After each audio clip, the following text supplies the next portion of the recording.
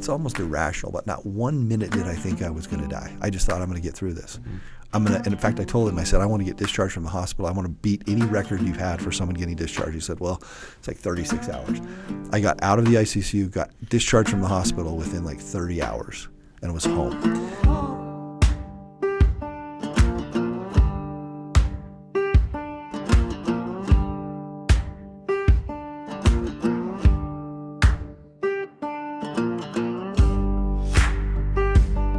Today on the podcast, we have Tommy Ahlquist, founder and CEO of Ahlquist Dev.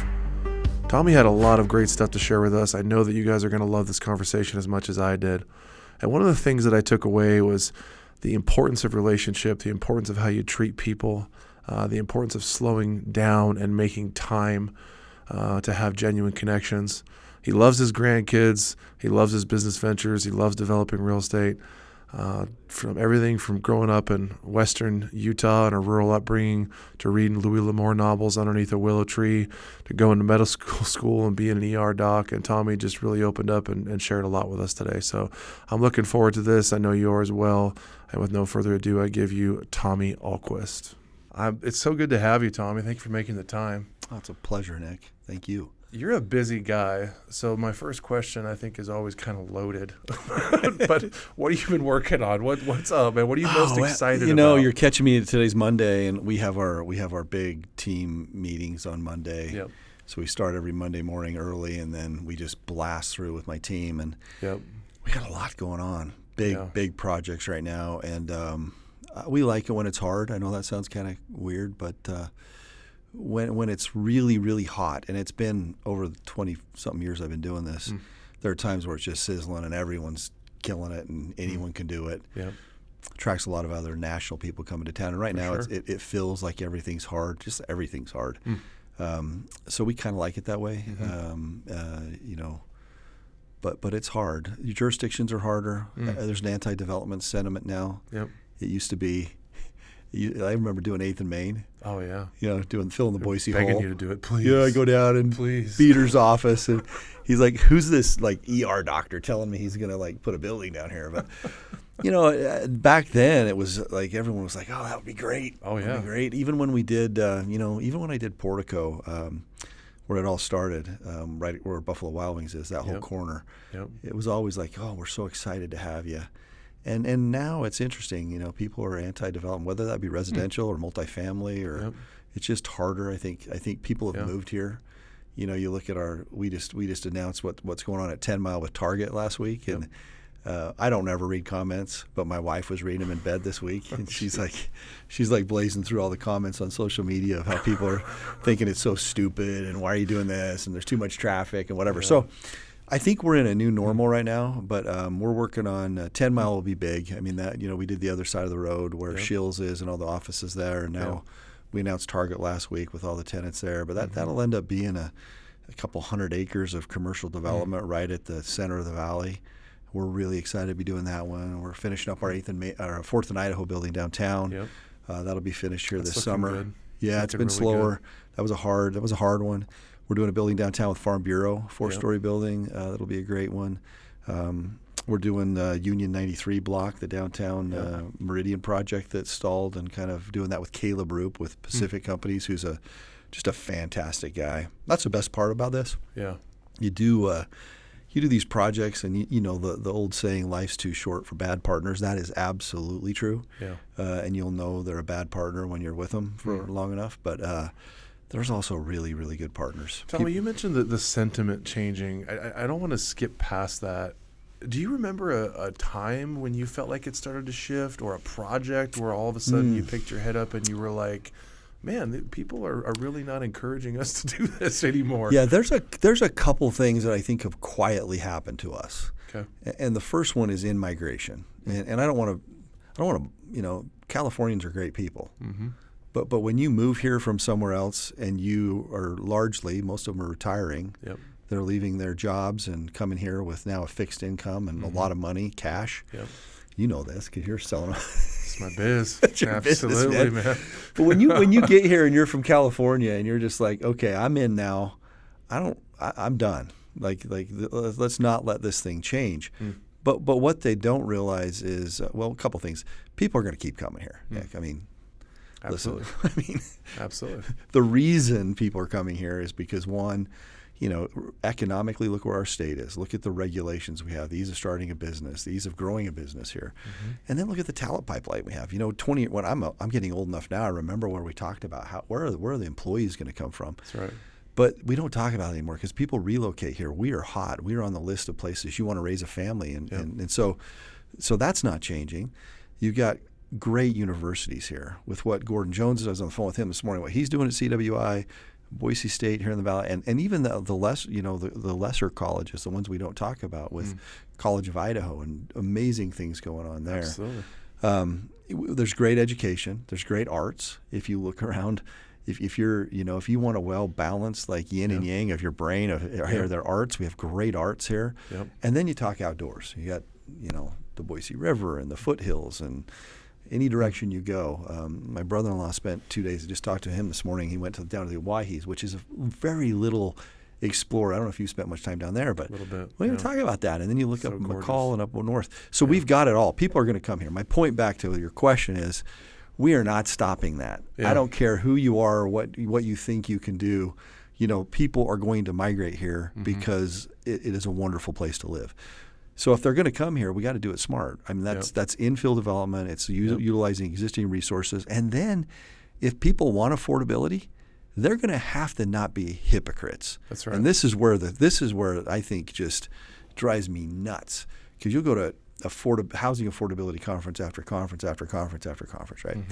And you'll hear all these great ideas of government subsidies and what are we going to do? But the answer is competition. It is it is allowing all sorts of product to hit the market. We need supply. Yeah.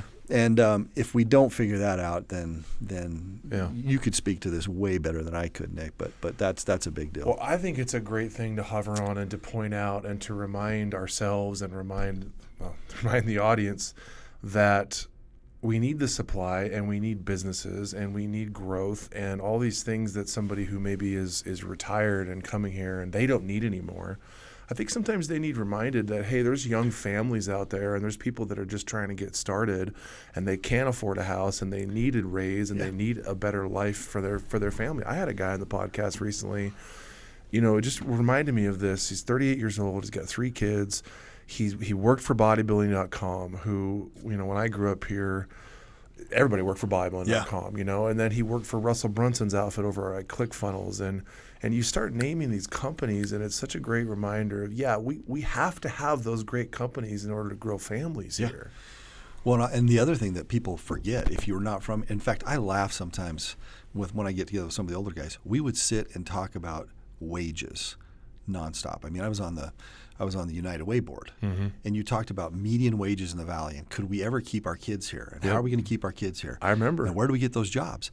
And now that's happened, right? And it's because of the jobs that we have, we're flourishing now, and you're able to keep your kids here, but now it's affordability. So you kind of pick your problems, and when you talk to people around the country that have the opposite problem, they're like, you guys don't know how good you have it. You have thriving economy, thriving businesses, people wanting to move there. Like, embrace that problem and figure that one out. Yeah. I want to go back to one thing you just said, because one of the things I like to draw out is kind of a day in the life stories from people. Yeah. Everybody thinks they want to be Tommy. It'd be great to be Tommy and have all these things going on and be busy. Talk to the audience about your morning this morning when you're getting pummeled with questions from all these different direct reports and projects. And what is that like to live a day in the life of Tommy? Man, you're catching me on a really good day. I'm the luckiest guy alive, Nick. I really am. I think about where I came from, the heritage I came from, just hard work, blue collar, and I look at what I get to do every day, and my kids and my grandkids and my family. I had my 4-year-old little grandson Jack turned 4 yesterday, and we had a big party at our house. And yesterday afternoon was just gorgeous. Oh, so pretty. Oh, yeah. So we were out playing with him and playing with my little Poppy. She's 18 months old, and she's just the cutest little thing. And Cash is 6, and I look around at all my family there, And we live in this amazing, beautiful place, and we're just hanging out together. And then afterwards, my daughter's like, "Hey, let's go on a horse ride." And so we saddled up all our horses, and I spent last night in the sunset of Idaho, and I just sit there every once in a while and I think, how did God create such a place, and how was I fortunate enough to be born in this country where you can do anything. You literally have the ability in this country, if you work hard and you create your own luck, and you just grind and treat people right, and what can happen in life. And then secondly, you get to raise a family. And I have 2 older kids, biological kids, 2 adopted kids. Love them to death. It was the most amazing thing ever. But I remember when my daughter, Brooklyn, had our first grandkid. And I walked up to her, and I grabbed her and just held her and looked in her eyes, and I said, "Now you know. Now you know how much I love you." Yeah. And she looked at me, she's like, "Yeah, now I know, right?" But now you have grandkids, and people tell you all the time, this is it, right? But it is, Nick. It's it. So anyways, that was yesterday. And then I've been this last year, I've been really, really good on my mornings. Like I have this mantra that I started a year ago, just having the perfect day. And that really starts with me setting my morning. And so if I have a perfect morning and I get myself ready to go, and then I come in with my second family, the guys I work with, and you just are, so it's such a pleasure, and I'm such a deal junkie, and I love it so much that it's I don't know, it's just fun. Everything's great. But I had a perfect morning this morning. I had a really good morning. Good. Came into work and had a really good day with my guys. Yeah. That's a team that you have put together. Yeah. It's a team that you've built. It's a team that you're very passionate about. How long have you guys worked together? A long time. So Ryan Cleverly, Mark Cleverly, Holt Haga, my dad kind of are the 4 guys I've been with the longest. We've been 15 years now of grinding together. And it's just been amazing. They're more than brothers. They're more than business partners, more than family. It's a bond. You create a bond with people like that. And when you go through things, right? I mean, none of this was supposed to be easy, right? It's not supposed, and I think there's a misperception sometimes when you're young that, hey, once I get it rolling, and once I get it set up, it's going to be easy. It's never easy, right? So if you just embrace that idea that it's never going to be easy, and you just take care of your core and the people around you, treat them like family, and just kind of let this thing go. Now, that's not to say you don't have things come and go, and you have to figure things out, but it's great. I'd go through any war and in a trench with those guys any day of the week. I remember when I was 18 years old, we were in the locker room over at Pocatello, just put the beat down in Highland High School, won a state championship. And my high school football coach was this great guy, this giant of a man with this giant beard. He played football for the Raiders. I love the guy. His name is Mike Glenn. He was a legend here. But he said there's nothing in life that matches or encapsulates accomplishing things with other people. And I always remember him saying that, and that feeling of, doing something great as a football team. It just reminds me of hearing you talk about that, like the joy of accomplishing things with your guys. That's special. We don't celebrate very often. We need to be better at it. There's a few things I vow to be better at in the near future. That's celebrating wins a little bit more. We tend to be so busy that, but we celebrated a big one Friday, and it was emotional for me. We did a target out at 10 Mile, and we just closed last week on the land. That's huge. And it was so hard. We had to change in our partner with Ball Ventures right in the middle of it, and had to figure out that. And then we almost lost them, and they came back. And anyway, and then just doing a target deal takes a long time. And so Friday we had a big celebration at noon at our work, and I made some gift cards up for the key guys that got it done. But just looking at that group of people in that room, and we're up to like 50 of us. Yeah, that takes everyone in a team to make something that big happen. You're absolutely right, Nick. You're spot on. I mean, when you could be part of something bigger than yourself, and something that I can't accomplish alone. I could not do this alone. That's right. And I've got to have, there's the analogy back to an engine kind of firing on all cylinders, right? If one cylinder's not firing right, it doesn't matter, right? That's right. But you get everyone going in the same direction, firing on all cylinders, and you accomplish something. The pride that comes from that, and the joy. And, we're creating some great jobs for people. Absolutely. I mean, you look at all the people around us that make a really good living so they can raise their family. For me, that's what it's about. I don't think about a lot else but that. Like, we're creating things, great projects, and we're creating great jobs and great lives for the people that I love. That's a through line I've definitely seen in solid leadership and well-functioning organizations, is that the people on top really care about the life they're providing and the income they're providing and the jobs they're providing, and not just the money side of it. I mean, they care about the families of their staff and their employees and their partners. Amen. You know, I'll tell you, last Monday night, we do a reception for all the legislators out at Topgolf, and so we had our legislator reception. We invite them all and their families and just hang out with them. Yeah. By the way, there's some great folks down there in the legislature. There are. They get a hard rap, time. There's a lot of really good people, but there was one of them who lives in Murphy with his wife. Okay. And I hadn't met him before, so I went right up to him. He's in his cowboy hat, and I went up and said, "Hey, how are you guys doing?"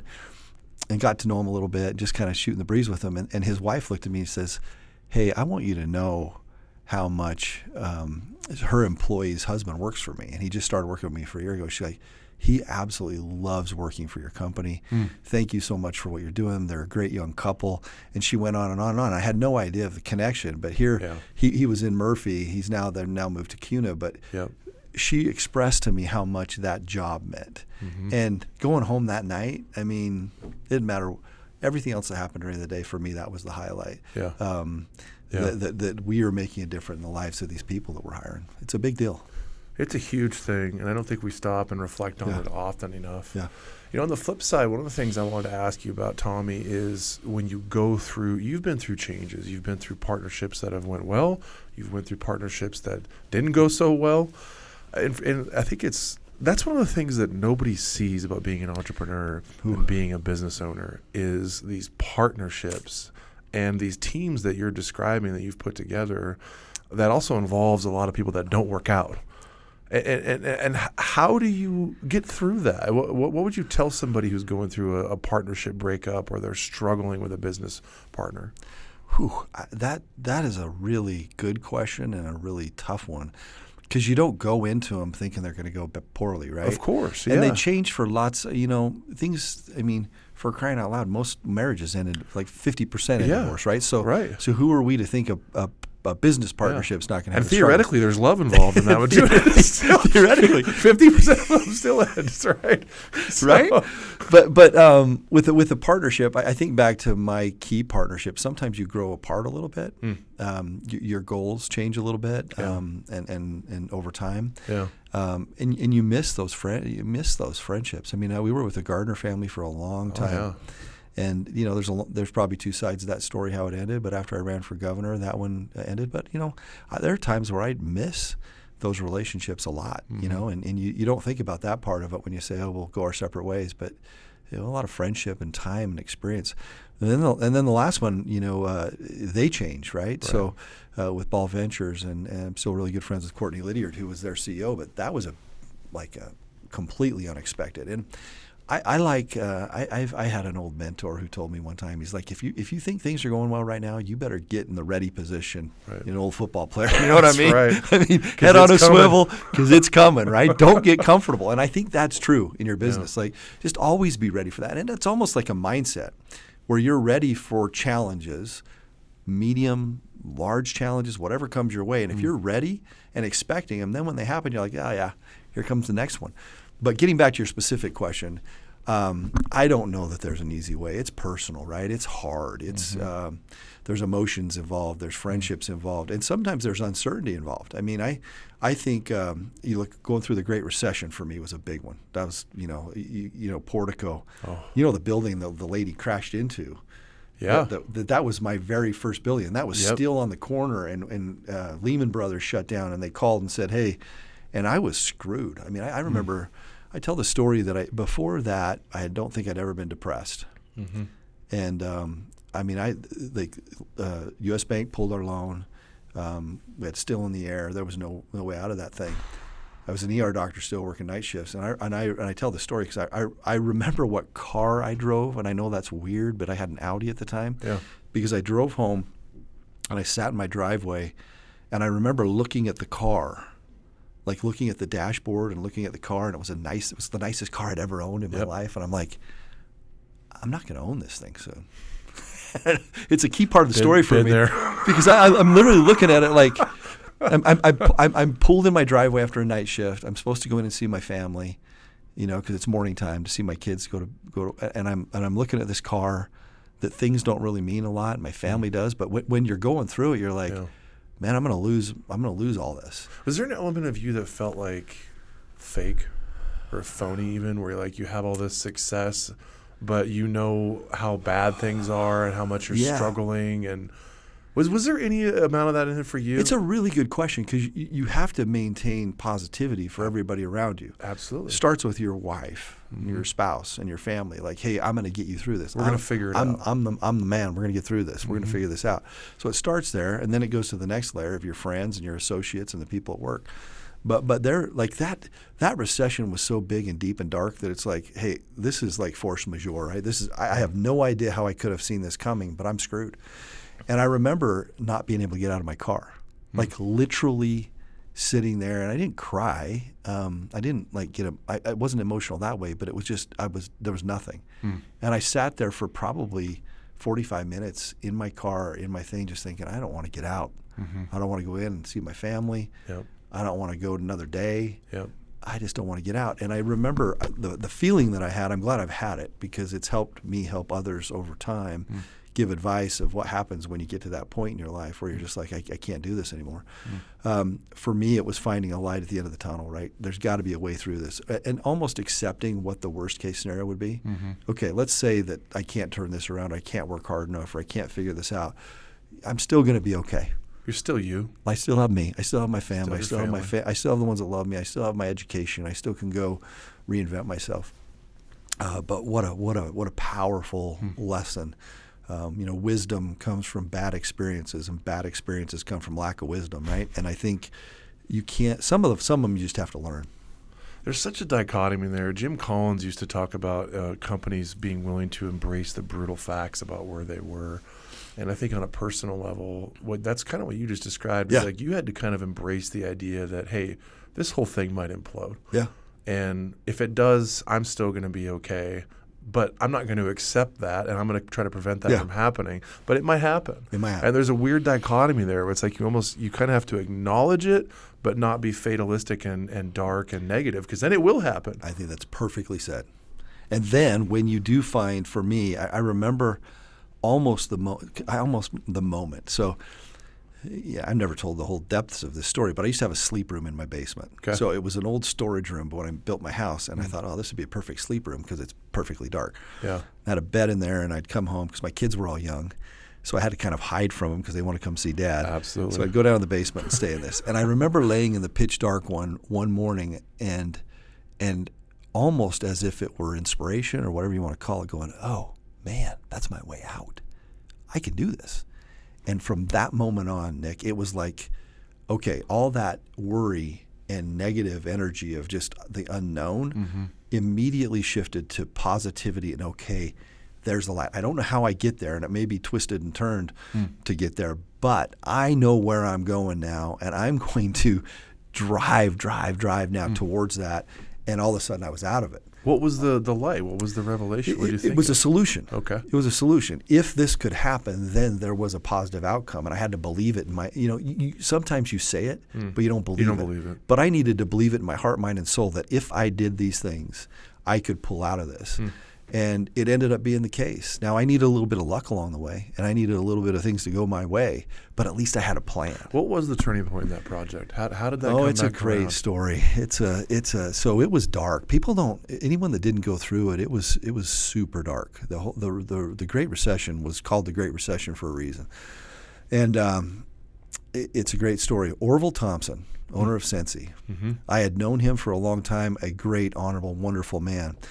But we went over and I thought maybe Orville needs space because he was just taken off. If you remember during the recession, everything was down and there was only a couple things up, and one of them was Sensi. It's when he was taken off. He needed a campus and it started making money, but he only needed it for 3 years. And I thought, I wonder if I could have him take my building, lease it, because it's half, still's in the air. It's going to be shorter time period. And I went and met with him and kind of just poured out my soul. That's the other thing I tell you, vulnerability in those situations. And I was really vulnerable with Orville, and I said, hey, man, I'm screwed. Yeah. There's no way out of this. would you consider coming and leasing the building? I could go do a new loan and get this thing done. So it was in the middle of the winter. He'll remember this too. We actually had to rent a way to get on the top of the building because it was just steel and it was erected steel, 6 stories high with floor plates on it, but that was it. Yep. And it was this windy, blustery day. But we got up there, but I wanted to show him where his office What'd you rent? be. We rented a telehandler thing to get up there. Yeah, buddy. It's this horrible story. And I remember standing up there with him, and his right-hand person was Phil Broadbent. And I went over, and they were talking about it, and I walked over with Christian Gardner to the other edge, and we were looking over the edge of the thing. Yeah. Might as well have jumped at that point, right? It crossed your mind. It crossed my mind. Yeah, I know it did. But I remember looking at him and saying, if he doesn't do this, we're screwed. And he says, yeah, I know. Long story short, Orville Thompson leased that building and signed a 10-year lease. He knew he only needed it for 3 years, took 3 floors. Yeah. And the story of how he signed it's incredible, too. I was working an ER shift in downtown Boise. It's like 11 o'clock at night. And he says, hey, I'm going out of town. Can I swing by and sign the lease? And I said, yeah, do you need to look? He's like, no, I trust you. It'll all work out. And I went and met him in the lobby. Still, because in the ER, it's really busy. And that's like the busiest time of the day. Busy, yeah. So I go out in the middle of the ER and sit down with him for 5 minutes. He signs 3 copies, give him a big hug. He's like, hey, man, it's all going to work out. Wow. That's fantastic. Saved my life. Yeah. I mean, literally. Like if you think about that one move, because then from there we got it financed. We started back up. Things slowly got better. And it was shortly after that we went down and did 8th and Main, and we, it just all worked out. I had never heard that story before. I'm so glad we're talking about that. Yeah. Speaking of the ER. Don't tell them about it. It's a lot more fun to talk about all the successes. Yeah. Well, I know it is, but we learn more from the you struggles. learn more from the struggles, right? Speaking of the ER, so I was a Boise City firefighter. Yeah. And I know a little bit about what the ER is all about. We loved you guys because we'd come give you guys our problems that we got to go back to the station, but you guys had to actually fix the problem. that goes both ways because people always tell me, like, what's the relationship between the ER and like first responders, paramedics, firefighters, and nothing scares, because as part of my rotations when I was training in Tucson, you would go do rides. Okay. Yeah. Dude, we have it so easy because you guys go in and package it. We package you it. pull it out. Say that. You pull the kid out of the trailer that's on fire. You pull the kid that's it is. And so, man, I have so much respect for the first responders in our lives. If you think about it, it's not that long ago, Nick. Like our parents' time that you didn't have, and now we think it's some God-given right that you push 911 and you have someone that's going to run towards danger to show up and save you. Now, whether that be a police officer coming in to save you, or whether it be a firefighter coming in to save you, or a paramedic coming in to save you.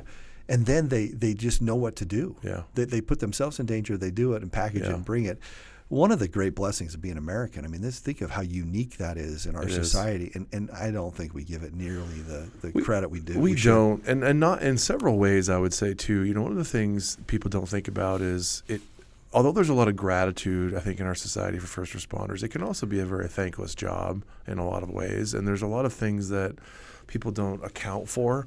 I'll give you an example. So I just saw a headline, is probably this morning or yesterday, that unfortunately there was an accident up at Arrow Rock and a couple people passed away. And so I immediately think about all the times that happened while I was on the fire department, and I never went on one of those calls because I wasn't up in that station, and I wasn't on the dive rescue team, but some of my very best buddies were. And I saw the impact that had on their life for years after those calls. And some of that stuff never goes away. And there's a cumulative effect that builds up, which I know that you experienced as well, working in the ER. And those are some of the things that people don't think about and don't talk about. And that's the hardest, and that's a sacrifice that never leaves. No, I think folks that go into it like I did and you did, you get pretty good at compartmentalizing, because I think it's a high level coping mechanism that we do as humans. But boy, right at the top of my brain as you're talking, I literally was cataloging and thinking about all the kids that I saw that died, about just the horrible stories of people that would come in, and it's a lot of them. I mean, that's where people end up when they die, right? And you just kind of deal with it, right? You kind of, I think you're just expected to deal with it, right? You don't really have a choice. You don't have a choice. Yeah. And then you do it over a long period of time. One of the things I'm most proud about right now is what Joe Scott's doing down at the field house with Mission 43. I mean, we were able to build those hyperbarics chambers at Summit Hyperbarics and Wellness.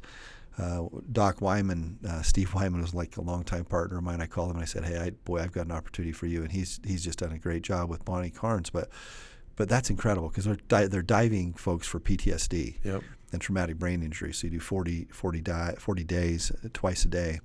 And it's incredible, the results. My brother went through that. Oh, he did? My brother was an Army vet. He was in the 1st Infantry Division, did a tour in Afghanistan, was deployed to the Korengal Valley for a year. What was his experience? He was a heavy machine gunner, a 240 Bravo gunner in the 1st ID. Wow. Saw a fair amount of combat and went. I was recently. I mean, it was only like maybe a year or two ago that he got connected with those guys over at Mission 43, and he went through the and it's heavy duty. Like I've done hyperbaric, but I did mine like 10 years ago, and there wasn't a lot known about it. And his experience was so different because they do like 40 treatments in 20 days.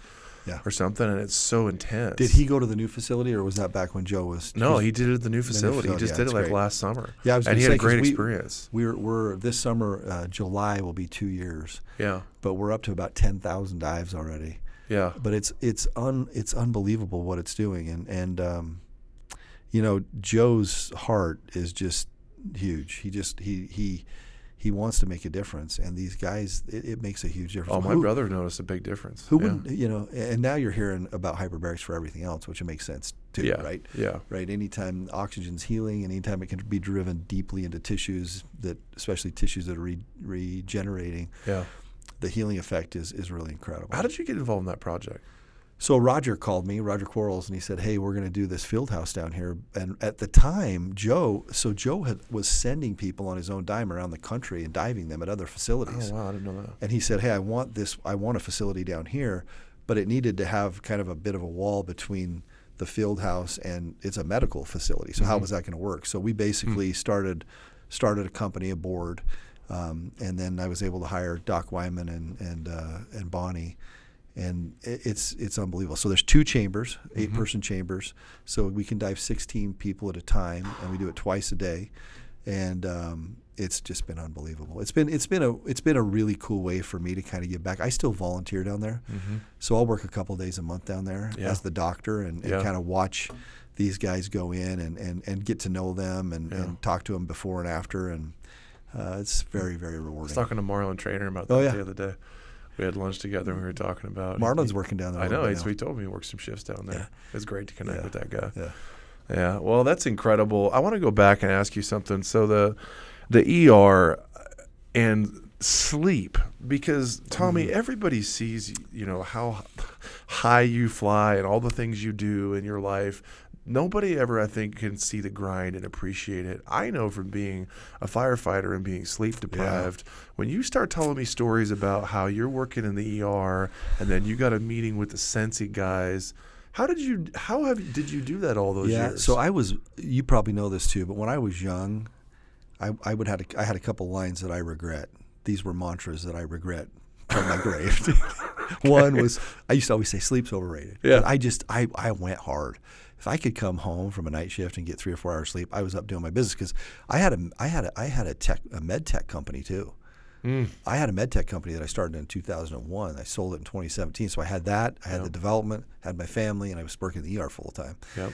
My other line was you got to have kerosene in your veins. What that meant was like, hey, you got to burn it hot. You got to be able to come. And I used that as a kind of a culture builder in the ER because I did night shifts. We had an incredible team. Yep. And you had to have kerosene in your veins. And then later on, when I developed my heart disease, because of really bad sleep, you think about how you abuse your body with shift work. I did night shifts for 10 years.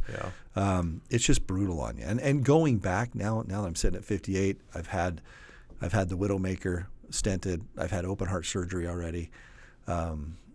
which is a whole nother long story. And I think about, what I would do differently. There's not a lot of things I do differently in my life, but I would have taken better care of myself and understood the value of sleep. But I will tell you, if you think about longevity and wellness medicine right now, it's only been in the last 4 or 5 years that it's really become this thing where, and listen, I think we've known forever as physicians, like you exercise, you work out, you eat right, but sure. What it does to your health span and your lifespan, really doing sleep right. I'm trying to make up for. I'm doing everything I can right now. I am into this. Yep. Like it's been last year. I really thought, okay, the last part of my life, I'm going to really dedicate to taking care of myself and my body, and I'm really excited, Nick. I'm about. So today's the 9th, so I'm about 6 weeks away from 1 full year of never missing cold plunging. Wow. Every morning. Congrats. For 3 minutes, and I've been doing sauna 5 to 6 nights a week. What temperatures are you working with the cold plunge and the sauna? 50 on my cold plunge, okay. And sauna I'm at 180. Okay. So I do dry sauna with a red light 5 to 6 nights a week. I do my cold plunge in the morning as part of my routine. I'm getting sleep. My sleep is better than it's ever been. I'm tracking that, eating really well, and then doing, paying some attention to my VO2 max, which before I just hadn't done. I mean, I'm post open heart. And I thought, oh, it's going to be fine if I just go walk my dogs every morning. But now with the doctor, I have Dr. Lyle right now at Peak. We're really working on my VO2 max. So I'm jumping rope again. I'm doing pretty intense cardio. When did you have your open heart and have your heart attack? And talk about that a little bit. When did that happen? Man, it was crazy. It's been probably 5 years ago now, and I was having very atypical chest pain. And here I am as a physician who should know better, but I had this searing nipple pain. I would just, it was like someone just had put like a hot poker on me. Wow. And so I called my doctor and I said, hey, I'm having some really weird pain. And she's like, well, that doesn't sound cardiac. And I'm like, doesn't sound cardiac at all. But it became very exertional. So I called her back and I'm like, hey, Ann, this has got to be my heart. So I went straight in. Once it became so clearly exertional, my pain, I went straight to cath. And they found a 95% occluded LAD. So the classic widowmaker. Yeah. They stented that, but then they couldn't find my right coronary artery. And I had malorigin of my right coronary artery, so it's 100% fatal if not treated. They couldn't find it. Yeah, so in most people, your right coronary artery comes off and goes across the right side of your heart. In my heart, it comes off and went around the backside and was impinged between my aorta and my heart. So as you get older, think about that. Every time your heart beats, it was basically causing a right coronary occlusion. Yep. With a 95% occluded LAD. I mean, you talk about being host. Yeah. So it's sleeping 3 hours a night. It's a great story. Yeah, exactly. Right. Yeah, so it's kerosene in your veins and plaque in your arteries, right? So the kerosene burns. It's got to burn through the plaque, right? So the best part of the story is my very best friend in medical school, and he became a cardiothoracic surgeon, and he is a wonderful human being, but a complete jerk. Exactly the guy you want to operate. Perfect. On you, right? That's who you want. Yeah.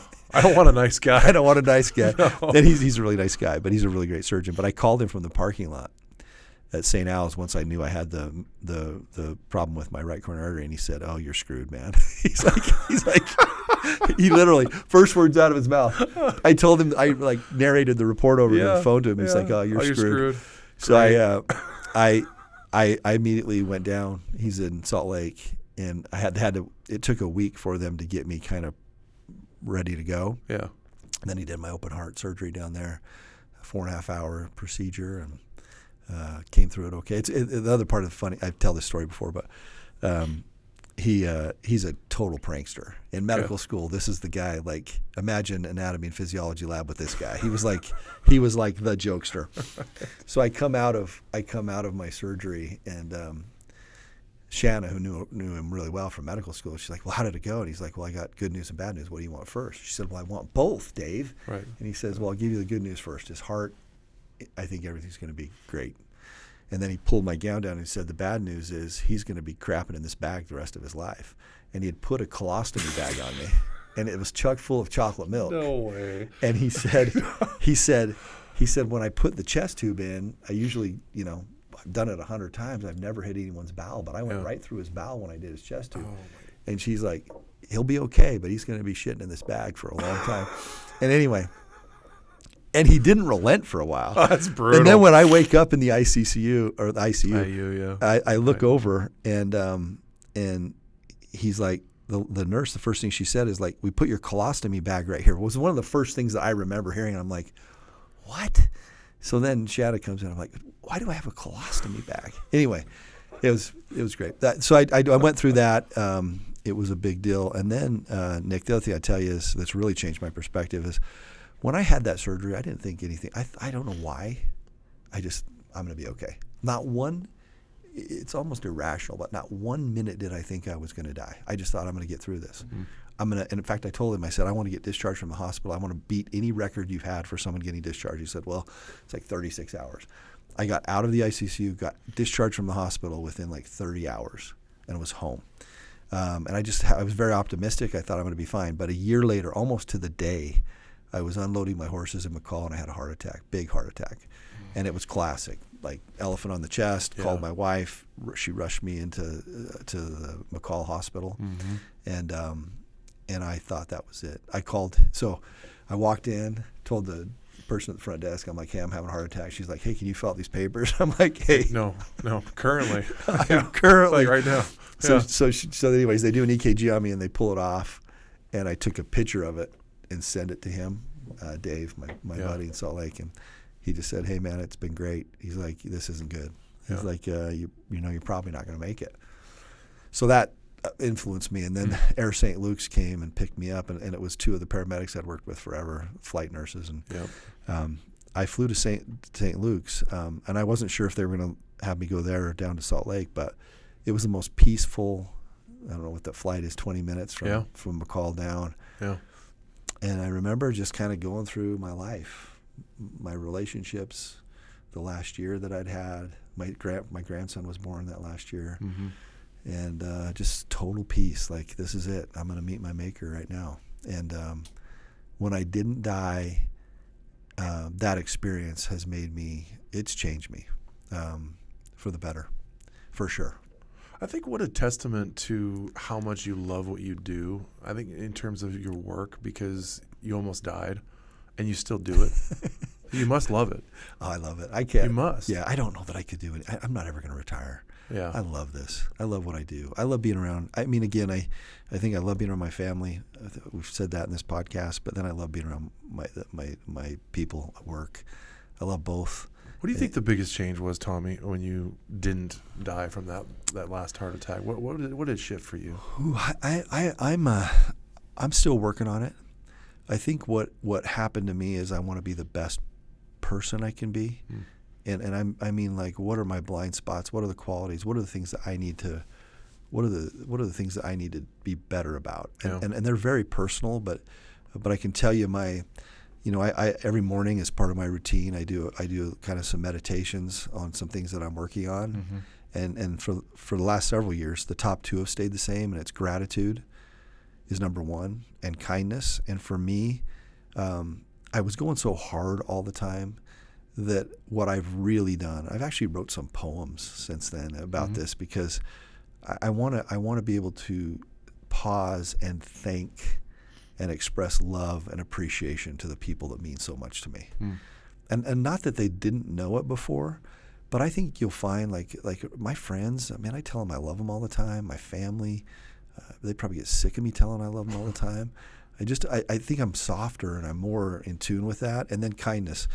I think when we do business and you can just get grinding, and now that's not to say you don't have to make hard decisions in business, but do you do random act of kindness? Do you look around at you for people that you can take under your wing or be kind to? And I really try that. And I'm not perfect at it at all, but that changed.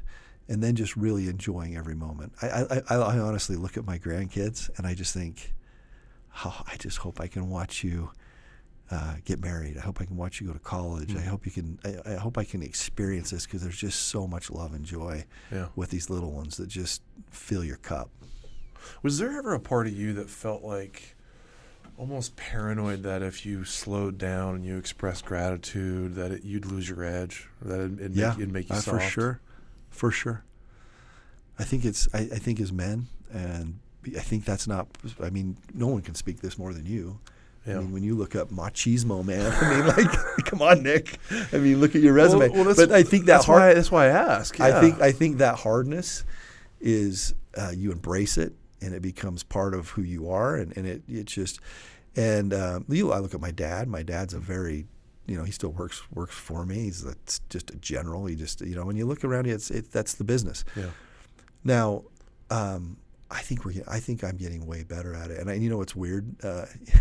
In fact, Roger Quarles with Albertsons Foundation, I went and gave a talk for him. And when he introduced me, it was a few months ago up in Sun Valley, he said, of all my friends, no one tells me they love me more than Tommy does. And I thought, that's new for me, because I never would have done that before, but it's probably true. And I think, I don't know, I really like that change. Yeah. I think people, men, that feel and embrace emotion a little bit more and vulnerability is a good thing. And then I think when I was ready to meet my maker, I think I talk more about Jesus now than I do. And people can believe in whatever their higher power is, but for me, it's been easier for me to talk openly about how I feel about God and my Savior than before. I appreciate you sharing that. That's really powerful. And I've always felt this push-pull between gratitude, which we all know is a superpower, and I don't want to be too grateful and too content because I don't want to be lazy and lose my edge, right? So yeah. I think there's always that push-pull that happens. I think so too. And everybody has to find their own. I'll ask you this question. You're obviously a motivated guy, a driven guy. Have you always been that way, and where does that come from? Yeah, I've been that way my whole life. I don't know. I think it's DNA and genes. I grew up. My dad, when I was growing up, both my grandpas and my great grandpas worked at Kennecott Copper, blue collar, the hardest working. I mean, just grinders. So I think culturally, genetically, examples, even the women in my life, my grandmothers, my mom, just hard working things. So it wasn't even a question whether you worked. Yep. And I think you found joy in work. I think I feel sorry, and I've thought about this with my own kids sometimes, is if you grow up in a culture where work is where you find joy and happiness, and it fills your bucket, man, that's what that gets you going. Yep. That thing, right? Right. And if you have passion around that, that to me is where the juice is. Yeah. Right? And so it's never been something I've had to go find. It just was there. Yeah. You grew up in Utah. Yeah. I think far northwest. Far west. Magna, Utah, yeah. West Valley. What was the name of the town? Yeah, it's Magna or West Valley. It became West Valley later, yeah. Yeah. That's beautiful country. It's not. You don't think so? You're lying. No, I think it is. I love this interview, but anyone that knows, love the Hawaiis. Anyone that knows where I came from, it's been funny now doing business because people that know I'm from there. I actually had a guy that killed a deal. I don't think I've ever told this story. So we're over in Idaho Falls looking to do a deal with some guys out of Utah. Yeah. And we're touring this place, and we're walking through, and this guy pulls me aside. He's like, "Are you from Magna?" I said, "Yeah, I am from Magna." He's like, what a hole that place is. He's like, what a shithole that is. I'll never forget. And in the thing, and then he went on to be super condescending about it. And I looked at him, I said, "Hey man, I don't live there anymore, but all my family does. It's my heritage." I said, "I love that place." What a jerk. Yeah. And so anyway, we didn't do a deal. No, I bet you didn't do a deal. I came out, I told Ryan, I'm like, "Man, screw those guys. Screw this guy. Get him out of here." That's hilarious. No, dude, when I grew up, I thought the desert was ugly. Yeah. I grew up here. I grew up in Eagle before Eagle was Eagle. I grew up on 5 acres with horses and cows and chickens. But my dad started taking us in the Sawtooth when I was a kid. And I love the mountains. I love the pine trees. And I didn't like the desert. But as I've gotten older, I love the desert, and I love the Oahuis, and I love southern Idaho and northern Utah and Nevada. And it's beautiful. Places that other people think are the wasteland. I actually love them. So I love it. Yeah. So you learned how to work. You saw how to work. Work was part of life, part of who you were. Still is part of who you are. My first business, I was 14 and a half when I started mowing lawns. Yeah. And I got up to like 60 customers. I would drive my dad's old, 1969 Ford lifted 4-wheel drive truck. And the problem with that is I had to lift the lawnmowers in. I had to lift the lawnmowers in and I remember struggling doing that. What were you mowing with? What kind of lawnmower? A Honda. I bought an old Honda push mower, and that thing never died. They wouldn't stop. They never stopped. So I had my lawnmower, and I'd put all the grass in the back, and then I remember hiring my eventual. He ended up being my brother-in-law when he was like 13. I'm sure it was like child labor. Me and him would go do all these lawns. That was I love that part of it, and then that part's been easy for me. Work's been easy. Yeah. Doing something other than work's probably the challenge. Yeah. Even I don't know. I mean, I've had plenty of friends that get passionate about a hobby. Yeah. Really passionate. I'm going to get a 2 handicap in golf, or I'm going to do, and I've never had that part of it. I love work. I love creating businesses. But I love things. I mean, I have lots of hobbies, but not one that kind of dominates. No, we share that. In fact, part of my journey out of the fire service was I didn't know what to do with my time off. And the fire service at Boise, we were 48 hours on, 96 hours off. Well, you give me 96 hours with nothing to do. Yeah, what do you do? You got a problem on your hands. Like I've got to work. And I was never a guy that was great with hobbies, so I started selling real estate. And then pretty soon that becomes my full-time gig. But 120 merit badges, 121. Yeah, that's a great story. Let's hear about that. You're one of the few people that have ever done that, aren't you? Yeah, so I grew up on a farm right next to my grandparents. Yeah. And I've got my uncle Josh is a year younger than me. So although I didn't have a brother, I had Josh. Your uncle's a year younger than me. So it was me and Josh. We were partners in crime. And my grandpa, who I don't know if you've had these guys in your life that like there's a lot of great examples, right? But there's 1 or 2 people that are just not like the others. Mm-hmm. That was my grandpa. Mm-hmm. And that's not unique to me. If you talk to anyone who knew Matt Pedersen, they would say that guy was the greatest guy I've ever known in my life. Mm. He just happened to be my grandpa. Mm-hmm. And he when he talked to you, Nick, he didn't talk to you. Like he listened and saw you and said stuff. It was so intentional. I look back at my life and I'm like, man, did that guy ever do anything that wasn't just intentional? And maybe he didn't realize it, but then you talk to other people. It was like that with everybody. Wow. I just think he was a very intentional human being. Yeah. And anyway, I grew up right next to him. He used to sit in an old lawn chair under a weeping willow tree and read Louis L'Amour books. I love it. And because of that, I've got a huge collection of Louis L'Amour, and I will often say everything I learned about life I learned under a weeping willow tree. It's true. Mm. We lay there with him. But anyway, I get my Eagle Scout because we love scouting, and I don't scouting now is kind of gone by the wayside. But I learned about God and patriotism, and I was out under the stars. I love scouting. So when I was 13, that's as quick as you can get your Eagle Scout. I got that. And then me and my Uncle Josh were sitting there one day and we're like, there's only 120. You only need 21 merit badges to get your Eagle. Right. So there was 100 more available. Yeah. And I remember the day we said to him, hey, let's get all of them. And he looked at us and he's like, that would be the coolest thing ever. He's like, let's do it, man. Let's do it. You're going to have to map it out.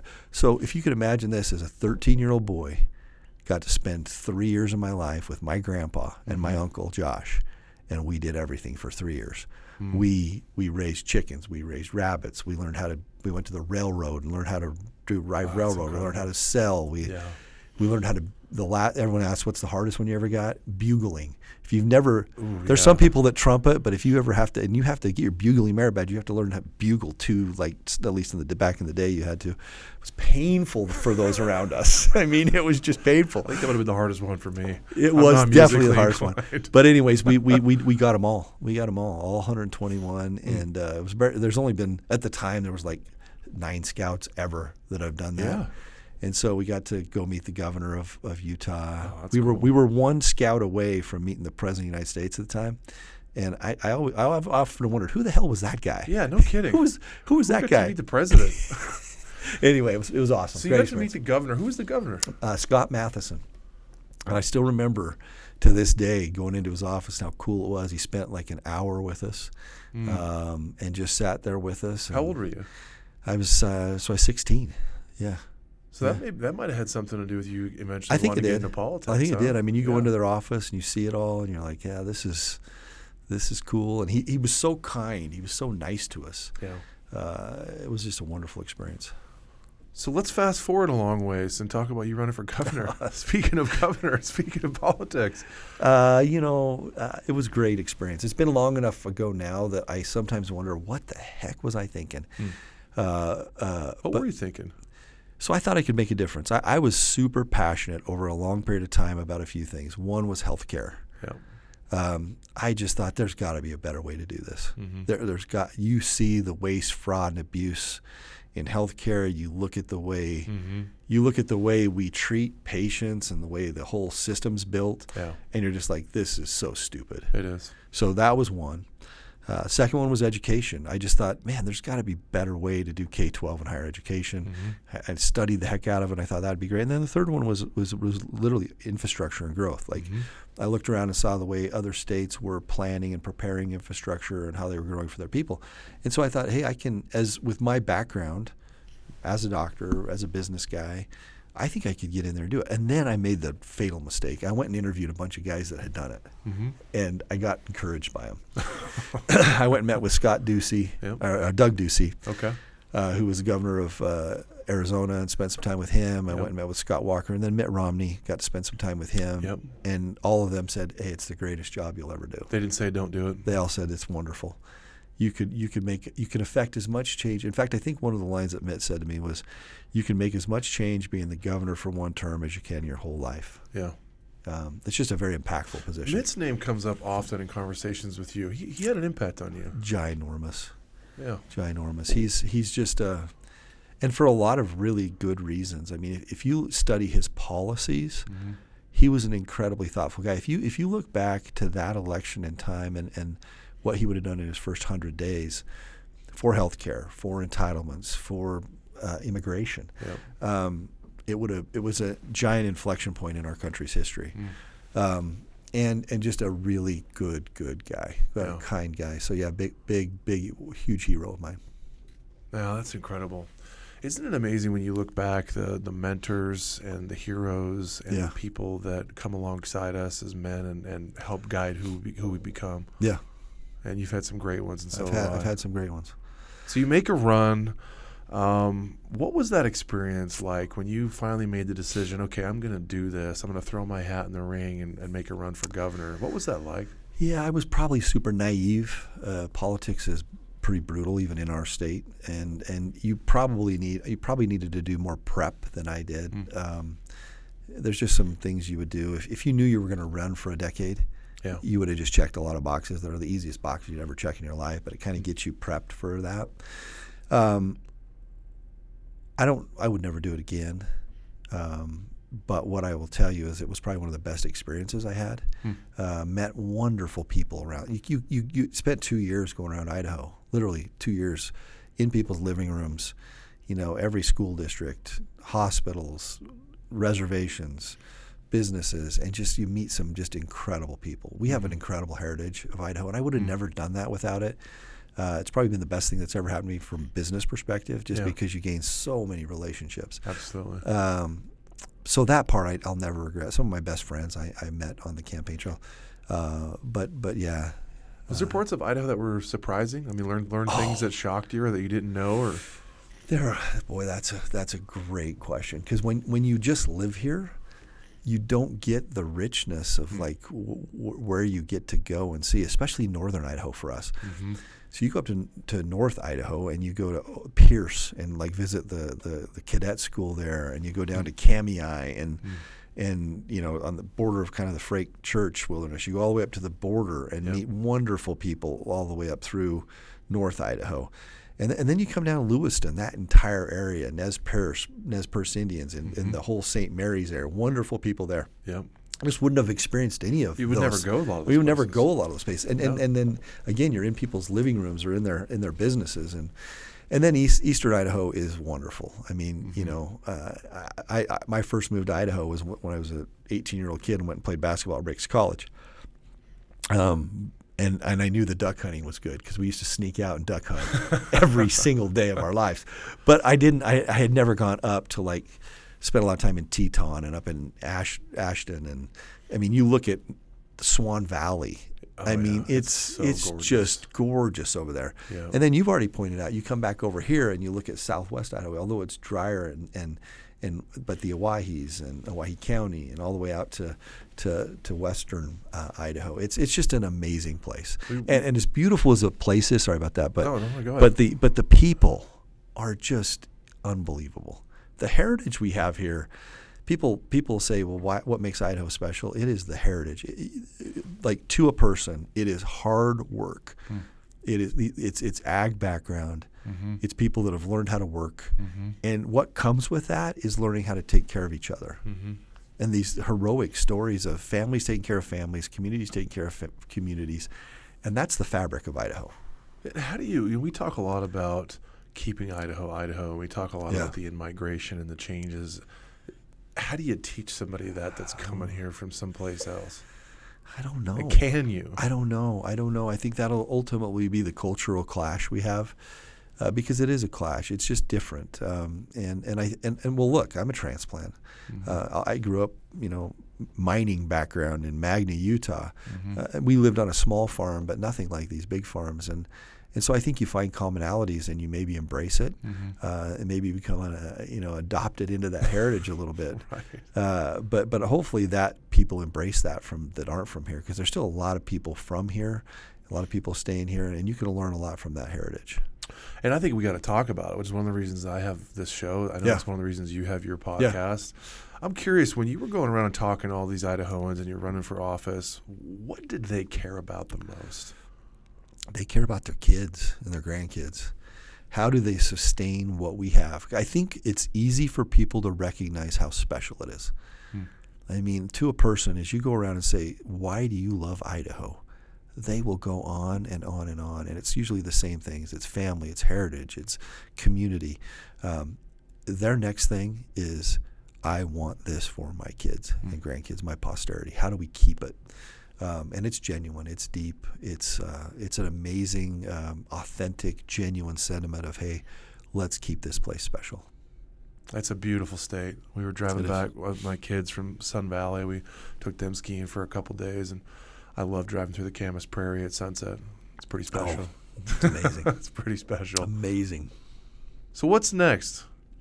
What are you working on that you're most excited about? What do you want people to know about what you're doing? I think we've got some really cool things going on. I think our nonprofit, so we have an Inspire Excellence nonprofit we started a few years ago, where we now have had our 6th year, and every year we have a Inspire Excellence luncheon. We just had it, where we pick 7 to 9 stories of Idahoans doing incredible, remarkable, superhuman things. I love that. And we tell their story at this luncheon, and we do a video on them. We do a golf tournament every year with Mark Johnson, which is just incredible. We'll be on year 4 of that. We take all that money that we raise from that, and we're putting it into a program called Teens to Trades. Mm-hmm. Very passionate about the trade. First of all, my father, my heritage was all the trades. Absolutely. And you look at our future, electricians, welding, HVAC, and plumbing. Mm-hmm. So we sponsor scholarships. And then the next thing we do with D&B Supply, with Mark and Brant, the owners, we got a program called Tools for Teens. Okay. So we're scholarshiping any kid that applies. We do a little bit of, we have them write a 1-page deal. We check into, are they legit? Right. But they get a $500 gift card to D&B for tools. Mm-hmm. Because of the discounts that Mark has negotiated with DeWalt. Mm-hmm. That ends up resulting in about $1,000 worth of tools to get them starting. That's incredible. So I'm really excited about that. We've got a really great board, and they've done some wonderful things there. That's probably top of the list. Is really trying to make a difference. If somebody wanted to step into that world and help, how would they do that? So you go to inspireexcellence.org. Or Teens to Trades, and it's got all the information right there. We'd love to have anybody that wants to get involved. We have great volunteers. I'm really passionate about doing what I'm doing with Joe down at Summit Hyperbarics. It's been wonderful. We're going to expand it and grow it. We just got credentialed last week, but being involved in and making a difference in the lives of veterans, first responders in our valley, I want to give back there. and then just my family, man. Just trying to be the best grandpa I can be. Every time you mention being a grandpa, you get this big smile on your face. They're my guys. They're my guys. It's incredible. You know, we have this. I got to tell you from this weekend. So, the 6-year-old's smarter than a whip. The kid's, but he knows what Amazon is. So his little brother yesterday, he was going to have a Star Wars party. So last week he's like, "Hey, let's get on Amazon. And let's order costumes for everybody." And I'm like, great. Okay. So we sneak away because they know when we're together it's trouble. And we ordered all the costumes. So we had everyone's costume. And yesterday he came in. But these guys they're the future. I want to be there for them. I want to, you know, one of the things I'll kind of end on maybe is I sometimes wonder in today's world, Nick, it goes so fast and hard, and with technology, and this may sound a little odd, but I want to create or curate times where I can be as impactful in my grandkids' lives as my grandpa was in mine. Mm-hmm. Because I think if I don't, and it sounds weird, but if I don't create the times for that to happen, what I mean by that is if I don't find out ways to get under the stars with them, like in a dark night somewhere where I can talk about God to them, I don't think that's going to happen. If I can't get them out on a hike where we can be talking just no electronics, but we're just talking about life and beauty of this world. Well, what if you didn't have anybody sitting under a willow tree reading Louis L'Amour? That's what I'm saying. What if you didn't have that? And I had, if you think back then, we didn't have a device. We didn't barely watch TV. We didn't know what a video game was. We were out on a farm, and we were sitting under a tree talking with these people that inspire us. That's what I'm saying is in today's life, man, I think you got to create those times. You do. And I'm really passionate about that. You do, and I feel that. When I'm yesterday driving through the Camas Prairie, that's where my mind goes, is a craving for peace and slowing down. Simplicity, darkness. Simplicity and darkness, and I feel that on a deep level. Yeah, but you have to create it in our world. We used to take our kids to Moab a lot. Back early on, I had some friends. We'd go down 2 or 3 times a year, and we always tried to do our trips to Moab when there was no moon. And why it was a difference is if you can ever take your kid to Hell's Revenge, so these giant domed rocks in a Jeep on a pitch black night, and usually you're there in the summer, and if you get out of those Jeeps, lay on the rocks, turn off the lights, and stare up, and just sit and talk for an hour or two, man, it's life. If you just look at your kid and say, "What are you feeling?" and just let them answer. Nothing will teach your kids about a higher power than that. But you got to kind of create it because otherwise it just goes too fast. Too much technology. Mine was the Sawtooth Mountains with my dad dragging me up there and looking at the stars. Changed my life. Changed your life. Never forget it. And I want to give my kids the same experience. That's exactly right. Tommy, what advice would you give yourself 15 years ago? You could go back and talk to Tommy 15 years ago. 15 years ago, I'd be 43. Take better care of myself physically. Some of the longevity stuff I'm doing right now, I would just get that routine. And it's, you know what? It's pretty easy if you do it right. You still can do everything else, but you can prioritize that. That would be one. And then I think being a little more kind, that kindness and gratitude thing, maybe going as hard as you do, but maybe checking yourself a little bit on making sure that you're genuinely being kind. Yeah. What do you think about legacy? What do you want to leave behind? You know, that's a big thing. I think if you think too much about it, you're not doing it right. I like that. Yeah. So I think of the guys that are legends to me. I mean, just living legends. They're not thinking about that. They're not. They're just being their authentic self. A couple of them for me right now. I was with Butch Otter has become a dear friend, a dear friend, and I was with him a couple times last week. That guy is a legend. His legacy of what he's going to do, but he's not thinking about that. He's trying to raise money for the Caldwell Night Rodeo, and he's grinding away doing his thing. And he's last thing on his mind is legacy. And the other one for me is Jim Risch. We become really good friends, but he's not thinking about legacy.